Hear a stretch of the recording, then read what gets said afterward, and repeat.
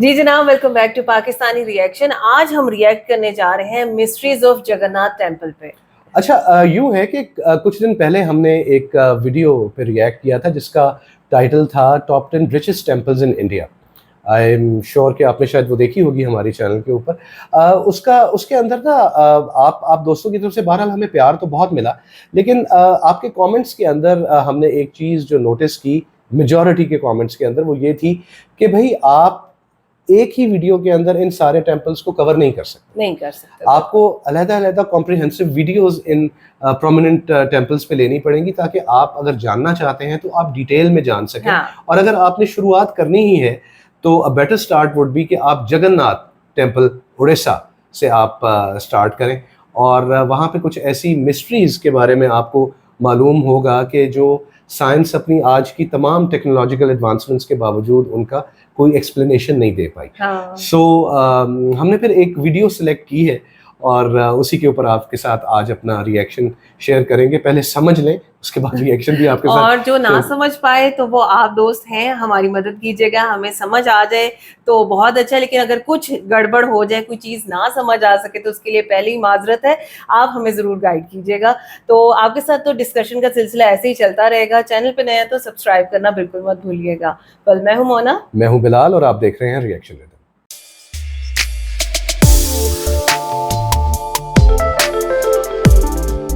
तो चलिए जनाब, वीडियो को स्टार्ट करते हैं और देखते हैं कि ऐसे क्या हिडन सीक्रेट्स और मिस्ट्रीज छुपी हुई हैं जगन्नाथ टेम्पल में।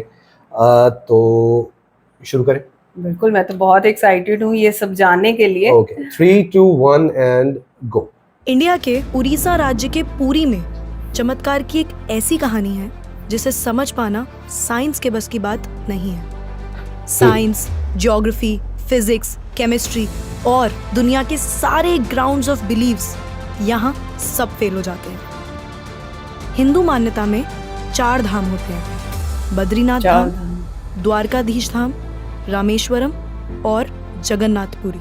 और ये कहानी है जगन्नाथपुरी की, जहाँ पे आज भी श्री कृष्ण का वास्तविक दिल धड़कता है। इस मंदिर के कुछ ऐसे रहस्य हैं जिनके बारे में सुनकर किसी के भी होश उड़ जाएंगे।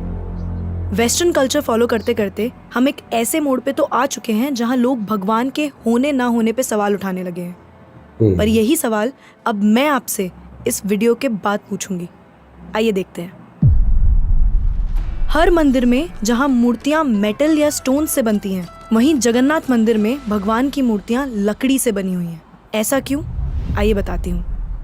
3102 BC में ज़ारा नाम के एक शिकारी ने शिकार करते हुए गलती से तीर श्री कृष्ण के पैर पे चला दिया, जिससे श्री कृष्ण की मृत्यु हो गई। ज़ारा ने श्री कृष्ण का देह संस्कार किया पूरे रीति रिवाजों के साथ। पर जब उनकी चिता शांत हुई तो ज़ारा ने देखा कि एक चमकने वाली मेटल की चीज़ अभी तक जली नहीं थी। ज़ारा को ये समझ नहीं आया था कि ये है क्या, तो उसने उसे उठाया और उसे बेचने निकल गया। पर उसको खरीदना तो दूर, किसी ने उसे हाथ भी नहीं लगाया। फिर आखिरकार ज़ारा ने हार थक कर उस मेटल की चीज को एक लकड़ी पर रखा और उसे पानी में बहा दिया।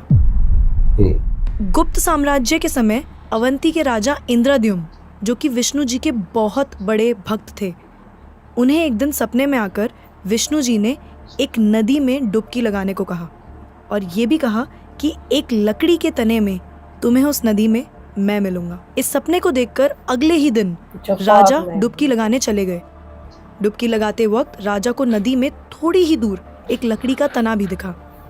बिना देर किए राजा तने तक पहुंचे और उस तने को महल में ले आए। फिर राजा ने कुछ बहुत नामी काश्तकारों को बुलाया, पर उनमें से कोई भी उस लकड़ी से एक मूर्ति नहीं बना पाया। कई दिन बीत जाने के बाद एक काश्तकार महल में आया और उसने राजा से कहा कि ये मूर्ति मैं बनाऊंगा, पर मेरी एक शर्त है।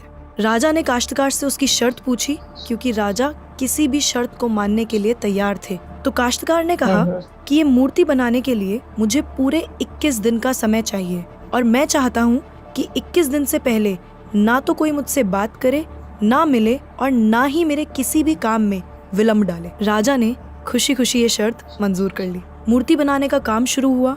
रोज मूर्ति बनने की आवाजें भी आती थी, पर धीरे धीरे वो आवाजें बंद हो गई। अवंती की रानी को लगा कि शायद भूख प्यास से काश्तकार मर चुका है, इसीलिए उन्होंने जहां मूर्ति का काम चल रहा था उस कमरे के दरवाजे को खुलवाने की जिद की और राजा को उनकी बात माननी पड़ी। जैसे ही दरवाजा खुला तो उन्होंने ये देखा कि वहां कोई काश्तकार था ही नहीं। सिर्फ और सिर्फ 3 मूर्तियां थी, भगवान जगन्नाथ, उनके भाई बालभद्र और उनकी बहन सुभद्रा।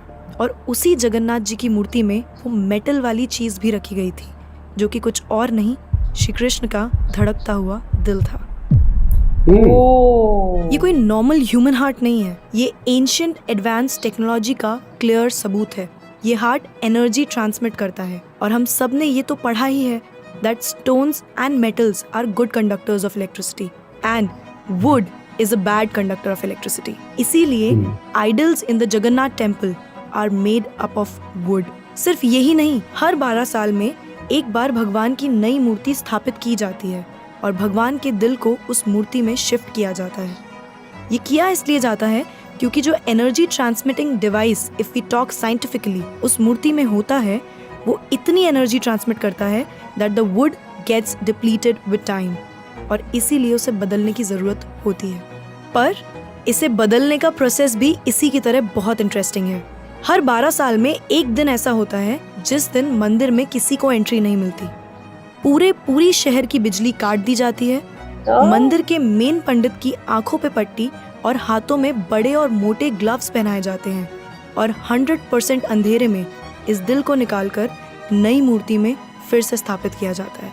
जिन पंडितों ने इतिहास में ये सेरेमनी करी है, उनका कहना है कि उन्होंने देखा तो कभी नहीं, पर इस चीज को, जिसे हम ब्रह्म पदार्थ भी बोलते हैं, इसे हाथों में पकड़ने पे ऐसा लगता है जैसे जिंदा खरगोश पकड़ लिया हो। माना ये भी जाता है कि अगर किसी ने ब्रह्म पदार्थ को देख लिया तो उसकी मौत उसी समय निश्चित है। इसीलिए बिना आंखों पे पट्टी लगाए किसी को भी ये सेरेमनी करने की परमिशन नहीं है। इस मंदिर के ऊपर एक झंडा है जो साइंटिफिक लॉ के बिल्कुल विपरीत चलता है। जैसे कि हमें पता है कि जिस डायरेक्शन में हवा चलती है, पतंग भी उसी डायरेक्शन में उड़ती है और झंडा भी उसी डायरेक्शन में उड़ना चाहिए। पर जगन्नाथ मंदिर के इस झंडे की बात बिल्कुल अलग है। ये हमेशा हवा के ऑपोजिट डायरेक्शन में उड़ता है। क्यों और कैसे, आज तक कोई समझ नहीं पाया। इस झंडे के साथ एक और खास बात है कि इसे रोज बदलना पड़ता है। इसीलिए मंदिर के पांडु 214 फीट ऊपर लगे इस झंडे को रोज चढ़कर बदलते हैं, क्योंकि कहा जाता है कि अगर किसी दिन ये झंडा नहीं बदला गया तो मंदिर 18 सालों के लिए बंद हो जाएगा। 18 साल के लिए मंदिर बंद हो जाएगा, कोई झंडा चेंज ना किया। मंदिर में आए भक्तों के बीच रोज प्रसाद बांटा जाता है, उनके लिए वो प्रसाद बनाया जाता है। और जगन्नाथ मंदिर में होने वाली हर चीज में कहीं ना कहीं भगवान की कोई ना कोई लीला छुपी है। मंदिर में रोज 500 लोगों के लिए प्रसाद बनता है और कभी कभी भक्तों की संख्या हजारों में भी चली जाती है। पर जगन्नाथ मंदिर में भक्तों के लिए प्रसाद कभी कम नहीं पड़ा। दिन भर मंदिर में प्रसाद बांटा जाता है और कहते हैं कि आज तक इस मंदिर में एक भी दाना प्रसाद ना कम पड़ा है और ना ही व्यर्थ गया है। पर ऐसा एस्टिमेशन इंसानों के लिए करना तो बहुत ही मुश्किल है। और ये बात यहीं खत्म नहीं होती। प्रसाद बंटने की मिस्ट्री तो है ही, उससे बड़ी मिस्ट्री है प्रसाद बनाने की। लकड़ी की आग पे 7 मिट्टी के बर्तनों को एक के ऊपर एक रखकर प्रसाद बनाया जाता है। साइंस और लॉजिक्स कहते हैं कि सबसे पहले सबसे नीचे वाले बर्तन का प्रसाद पकना चाहिए, पर पुरी के जगन्नाथ मंदिर में साइंस और लॉजिक्स नहीं चलते। इन 7 बर्तनों में सबसे पहले सबसे ऊपर रखे जाने वाले बर्तन का प्रसाद पकता है, फिर उससे नीचे वाले बर्तन का, और ऐसे ही सबसे नीचे रखे बर्तन का प्रसाद सबसे आखिरी में पक के तैयार होता है। हाँ, मुझे पता है आपको भी अभी कुछ नहीं समझ आ रहा होगा। इसे आज तक कोई नहीं समझ पाया। इस मंदिर की खूबसूरती शब्दों में नहीं बताई जा सकती। इतना बड़ा मंदिर इतने सालों पहले बिना किसी टेक्नोलॉजी के कैसे बनाया होगा। पर क्या आपको पता है 214 फीट के इस मंदिर की डोम की परछाई आज तक कभी बनी ही नहीं। Are you shocked? You must be. But it is true. Jagannath Puri temple के डोम्स की शैडो बनती ही नहीं है कभी भी at any time of the day। और हमारी फेवरेट साइंस इस बात का भी लॉजिक नहीं ढूंढ पाई। The mystery is not over here. जैसा कि हमें पता है कि कुछ buildings, architectures and areas no fly zones होते हैं, मतलब वहाँ ड्रोन्स, एयरप्लेन्स या कोई भी मैन मेड फ्लाइंग ऑब्जेक्ट पहुँचाने की या उड़ाने की परमिशन नहीं है। पर पक्षियों को तो हम नहीं रोक सकते, उन्हें समझाना तो बहुत मुश्किल है ना। पर अगर हम जगन्नाथ टेम्पल की बात करें तो वहाँ पे ऐसा कुछ है जो शायद पक्षियों को पता है और हमें नहीं, क्योंकि इस मंदिर के ऊपर कोई भी ड्रोन, कोई भी एयरप्लेन या कोई भी पक्षी कभी उड़ता ही नहीं। आपने देखा होगा ना मंदिर के डोम्स पे या बड़ी बड़ी बिल्डिंग्स पे बर्ड्स को बैठे हुए। कभी जगन्नाथपुरी Birds जाएंगे नहीं तो रहते देखिएगा बर्ड्स नहीं पे। रहते हो। that birds don't rest on the roof of Jagannath temple. आप कभी भी किसी भी पक्षी को जगन्नाथ टेम्पल की छत पे या उसके डोम्स पे बैठा हुआ नहीं देखेंगे। पर कंफ्यूज करने वाली बात ये है कि कैसे एक बेजुबान पक्षी ये जानता है कि इस मंदिर के ऊपर से उड़कर नहीं जाना। All of these things sound so exciting, right?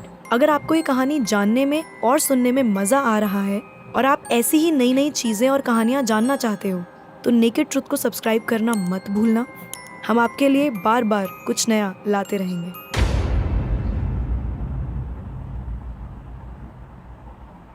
आइए फिर से चलते हैं जगन्नाथ मंदिर की मिस्ट्रीज की तरफ। सुदर्शन चक्र, ये नाम तो आपने सुना ही होगा। सुदर्शन चक्र भगवान विष्णु का अस्त्र है। ये अधर्म का विनाश करता है। जगन्नाथ मंदिर के टॉप पे एक सुदर्शन चक्र है और उससे आप जिस भी डायरेक्शन से देखोगे उसकी फेसिंग आप ही की तरफ होगी। भगवान जगन्नाथ, जिनके नाम का मतलब ही जगत के नाथ हैं, इनके मंदिर में लाखों श्रद्धालु अपनी आस्था और प्यार भगवान के लिए लेकर आते हैं। पर इस मंदिर में सिर्फ हिंदुओं को दर्शन करने की अनुमति है। किसी भी और धर्म के इंसान को दर्शन बाहर से ही करवाए जाते हैं और दर्शन करवाकर भेज दिया जाता है। जैसे कि हमारी ex prime minister Indira Gandhi ji, वो भी जगन्नाथपुरी गई थी दर्शन करने, पर क्योंकि वो फारसी हैं और हिंदू नहीं और उन्हें उनका सरनेम फिरोज गांधी से मिला है, इसीलिए इंदिरा गांधी को भी दर्शन करने की अनुमति नहीं दी गई। वाह। सिर्फ यही नहीं, 2005 में थाईलैंड की प्रिंसेस महाचक्री सिंधोन को भी जगन्नाथपुरी टेम्पल में एंट्री नहीं दी गई थी, क्योंकि यहाँ फॉरेनर्स अलाउड नहीं है। उनके लिए अरेंजमेंट्स की गई थी और दर्शन बाहर से ही करवाए गए। 12वीं सदी से बने हुए इस मंदिर को स्विट्जरलैंड की एक महिला ने 1,78,00,000 रुपए का चढ़ावा भी चढ़ाया। ये मंदिर में चढ़ाया गया अभी तक का सबसे बड़ा चढ़ावा है।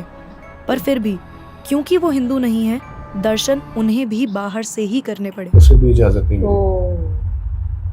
मतलब हमारे ही धर्म की डोनेशन इतनी वाला सारी लालच बातें भी हैं कहेंगे, जिसके प्योर बारे में हिंदू हमें ही कुछ जाएगा। पता ही नहीं।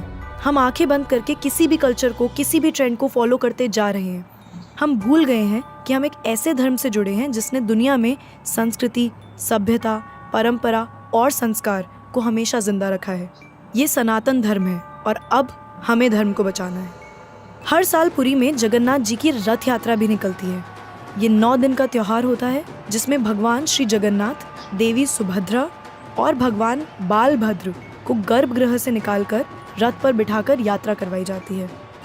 माना जाता है कि ये यात्रा इसलिए निकलती है क्योंकि भगवान इन 9 दिनों में प्रजा के बीच आकर प्रजा के सुख दुख को खुद देखते हैं और इस यात्रा में लाखों करोड़ों भक्तों की भीड़ हर साल इस यात्रा का हिस्सा बनती है। जगन्नाथपुरी मंदिर की मिस्ट्रीज यहाँ खत्म नहीं होती, और भी बहुत सारी कहानियां हैं जो हम नहीं जानते, जैसे कि हर साल भगवान 15 दिन के लिए बीमार पड़ते हैं और भक्तों के लिए मंदिर में दर्शन बंद कर दिए जाते हैं।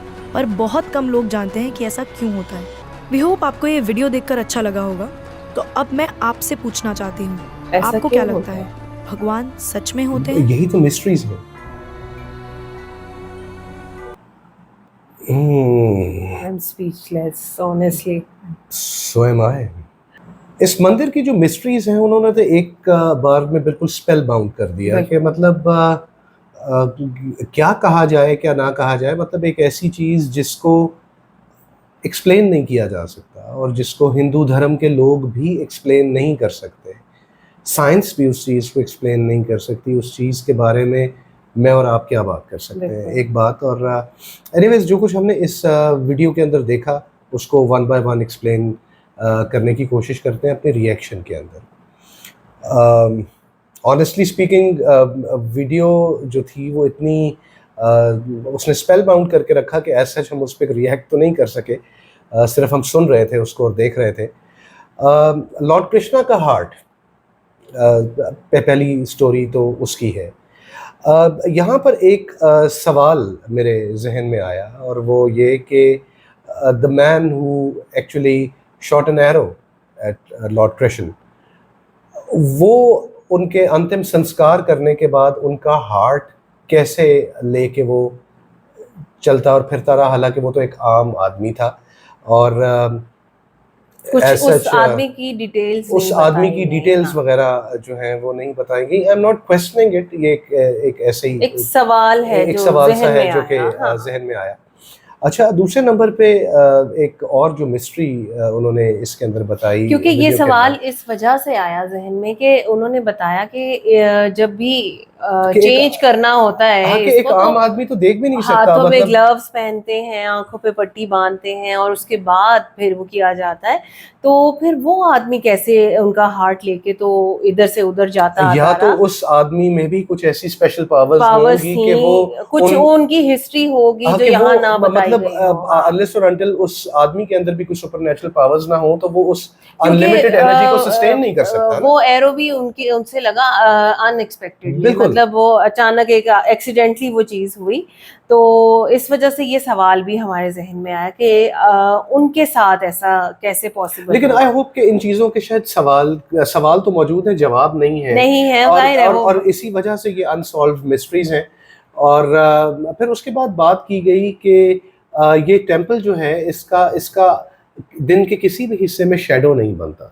हाँ, देखें, और ये फिर भी वही दूसरा है। एक बहुत एक सरप्राइजिंग एक जो फैक्ट था और मिस्ट्री थी वो ये थी कि हवा के मुखालिफ समत में इसका जो झंडा है वो हाँ, उड़ता है। वो है, शेडो नहीं बनता, हवा के मुखालिफ जो जा रहा है। उसके साथ साथ उन्होंने बताया कि कोई परिंदा नहीं बैठता, कोई उसकी परिंदा छत वहां पे नहीं बैठता। अच्छा, I have known many places around the world जो कि इस तरह से एनर्जी सेंटर्स हैं, अच्छा, जहां पर परिंदे ना तो उनके ऊपर से उड़ते हैं और ना ही उनके ऊपर बैठते हैं। उनके इर्द गिर्द जरूर उड़ेंगे लेकिन उनके ऊपर नहीं, उन स्ट्रक्चर्स पे नहीं बैठते। नहीं बैठेंगे, सही। सो एनीवेज इसके पीछे क्या मिस्ट्री है कोई नहीं जानता इनको, कोई इसको नहीं, एक्सप्लेन नहीं किया जा सकता। हाँ। उसके बाद यहाँ का जो प्रसाद एक बनाने का अंदाज है वो तो मिस्टीरियस नहीं है, लेकिन वो कैसे बनता है वो चीज़ बड़ी काफ़ी मिस्टीरियस है। बड़ी हैरानकुन है कि वो, हाँ। 7 मिट्टी के बर्तन एक दूसरे के ऊपर रखे जाते हैं और सबसे निचले बर्तन के नीचे आग होती है, आग होती है और लेकिन वो बड़ा भी है, हाँ, लेकिन पक के तैयार सबसे ऊपर वाला बर्तन ऊपर होता है। वाला होता है, हाँ। सो और 500 बंदों के लिए बनाया जाता है, लेकिन अगर उससे ज्यादा भी तादाद हो उन्होंने जाए कहा कि हजारों में भी तादाद हो तो कभी भी वो पूरा होता है और थोड़ा जाया नहीं बढ़ता, जाया हाँ, नहीं जाया होता, नहीं होता, जाया नहीं बिल्कुल। होता ये बिल्कुल भी एक मिस्ट्री है वहां पे कि ये कैसे 500 बंदों का खाना हजारों में कैसे तकसीम किया जा कैसे सकता तकसीम है। किया जाता है और बिल्कुल। ये कैसे पूरा हो जाता है और कुछ जाया नहीं होता, और ये एस्टिमेट किस तरह से लगाया जाता है, हाँ, मतलब वाकई नामुमकिन है। अच्छा, फिर मुझे वो भी बड़ी चीज हैरानकुन लगी कि जब हार्ट जो है वो दूसरी मूर्तियों में शिफ्ट करना होता है, जो मतलब वुड के नए वो बने हुए नए हैं, आइडल्स जो होते हैं जब उनके हाँ, अंदर ट्रांसफर किया तो जाता है, उन्होंने बताया कि जो चेंज करते हैं पंडित, उनकी आंखों पे पट्टी होती है, हाथों में ग्लव्स होते ग्लव्स हैं होते हैं। और कोई उसको देख नहीं सकता, और इसके साथ साथ पूरे शहर की बिजली काट दी जाती है। सो इसीलिए मेरे जहन में ये एक सवाल आया था कि वो ज़ारा नाम का आदमी जिसने लॉर्ड क्रेशन पे तीर चलाया था और उनको ज़ख्मी किया और उसी वजह से उनकी मौत हुई, उसके पास भी कुछ ना कुछ फिर ऐसी सुपर नेचुरल पावर्स होंगी कि इस अनलिमिटेड पावर को सस्टेन करने के वो काबिल हो गया। लेकिन थोड़ा मुझे इसलिए वो इतना पॉजिटिव कैरेक्टर फील नहीं होता है, मेरी पर्सनल फीलिंग है, क्योंकि वो पहले वो हार्ट बेचने के लिए चला गया था। शायद उसके उसके नज़दीक उस चीज़ की सिग्निफिकेंस नहीं होगी या वो हाँ। जानता होगा उस चीज़ की इम्पोर्टेंस को।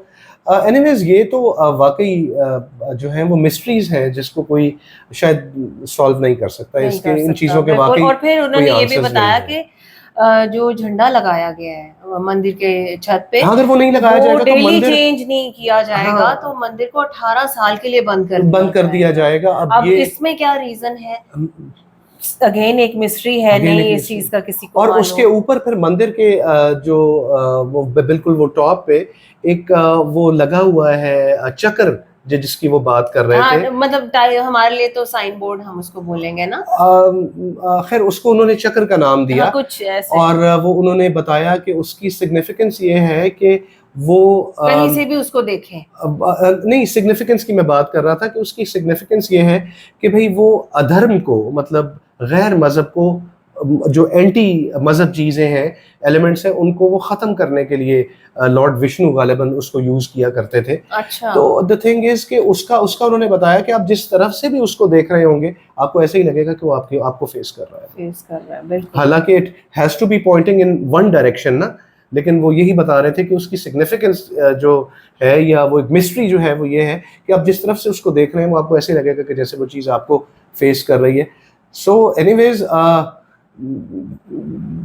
kind of speechless with a lot of questions in mind, and I'm sure these questions do not have any sort of answers because science खुद हैरान है इन चीज़ों के ऊपर, और सिंस ये चीज़ें वहाँ पे मौजूद हैं तो इनको मतलब इनकी सिग्निफिकेंस और इनकी एग्जिस्टेंस की वजह से वर्शिप किया जाता है, बगैर इस चीज़ का अंदाज़ा लगाए कि इन चीज़ों के जवाबात होंगे या नहीं होंगे, या कभी इनके जवाब मिलेंगे भी नहीं मिलेंगे। तो और उसमें एक और चीज़ भी उन्होंने ये बताई थी कि नॉर्मली तो हम देखते हैं कि टेम्पल्स वगैरह को सब विजिट करते हैं, फॉरेनर्स भी आते हैं, सारा कुछ है। खास तौर पे इस मंदिर में नॉन हिंदू नहीं जा सकते। नॉन हिंदू अलाउड नहीं है, बल्कि मतलब मैंने तो आज तक जितने भी मंदिर देखे हैं या जिनकी मैंने वीडियोस भी देखी हैं, वहाँ पे यही बताया जाता है कि एवरी रिलीजन इज वेलकम, हाँ, लेकिन नॉट इन दिस प्लेस। यहाँ के लिए ये शर्त है कि आपका खालिस हिंदू होना जरूरी है। जरूरी है। उसके बाद फिर उन्होंने ये चीज बोली, जो मतलब एक और मिस्ट्री है। मुझे शायद इसकी एक वजह ये समझ में आती है कि सिंस ये होलीएस्ट ऑफ होलीएस्ट प्लेसेस में से एक जगह है हिंदू मजहब के लिए, तो यहाँ पर किसी भी दूसरे गैर मजहब के शख्स को अलाउ शायद इस वजह से नहीं किया जाता। मे बी ये पॉइंट इतना मिस्टीरियस नहीं है। हालांकि उन्होंने बोला कि बेशक आप जितना मर्जी बड़ा डोनेशन ही क्यों ना दे दें, वो आपको अंदर जाना अलाउ नहीं करते। वो इसलिए ना कि ये होलीएस्ट ऑफ प्लेसेस में से एक है, तो मुझे ये समझ में आती है कि शायद इस वजह से वहां पे किसी और को अलाउ नहीं किया जाता। ये चीज मिस्ट्री नहीं होगी फिर। लेकिन आखिरी चीज जो वाकई मैं जिसके ऊपर थोड़ा सा हैरान भी हुई, उन्होंने बताया कि जो लॉर्ड हैं वो 15 दिन के लिए बीमार भी पड़ते हैं। हाँ, और इसके बारे में उन्होंने ये भी कहा कि ये मतलब सिर्फ चंद ही लोग हैं जो कि इसकी वजह जानते हैं, और मेरा ख्याल है कि they must be very selected ones, और वो या तो हाई प्रीस्ट होंगे जिनको ये चीज, और क्योंकि उस टाइम के दौरान में उन्होंने बताया कि उन 15 दिनों के लिए मंदिर भी बंद कर दिया जाता है। मंदिर नहीं, मेरा ख्याल है मंदिर खुला होता है, लेकिन ये तीनों डेटीज जो हैं इनका दर्शन नहीं हो सकता, बिकॉज इनको शायद मूव कर दिया जाता है। और मेरे नॉलेज के मुताबिक, जो मेरा बड़ा लिमिटेड नॉलेज है इसके बारे में, वो ये है कि इन डेटीज को वहां से किसी और स्पेसिफिक प्लेस पे मूव कर दिया जाता है, और उसके करीब एक और मंदिर है जहां पर जो दर्शन करने वाले हैं वो वहां पर पूजा करते हैं। और उसके बाद ये तीनों डेटीज जो हैं, ये जो है वो रथ यात्रा वाले दिन इनका जो वो प्रोसेशन वहां से निकलता है। और शायद ये बीमार होने की वजह ये भी है कि इन मूर्तियों को स्नान करवाया जाता है, जिसके बाद ये मूर्तियां बीमार होती हैं। And there are very a few number of selected people जो कि अलाउ होते हैं। और उन दिनों के अंदर एक ये भी फैक्ट है कि इन डेटीज़ को जो पका हुआ प्रसाद है वो सर्व नहीं किया जाता। Please do correct me if I am wrong, this is something which I have read about this particular thing. तो एनीवेज दैट्स इट। मैं खैर क्योंकि एक अथॉरिटी नहीं हूँ इस पे बात करने के लिए, तो मैं ज़्यादा बात नहीं करूँगा। जितना भी मैंने किया, अगर उसमें कोई गलती है तो मैं माज़रत चाहूँगा उस चीज़ के लिए, एंड आई होप कि आप दोस्त उसको करेक्ट भी करेंगे। And that's it for the reaction guys. अपना बहुत ख्याल रखिएगा, और अगर वीडियो पसंद आई हो तो वीडियो को लाइक और चैनल को सब्सक्राइब करना बिल्कुल मत भूलिएगा। मिलते हैं आपसे अगली वीडियो में। अपना बहुत ख्याल रखिएगा।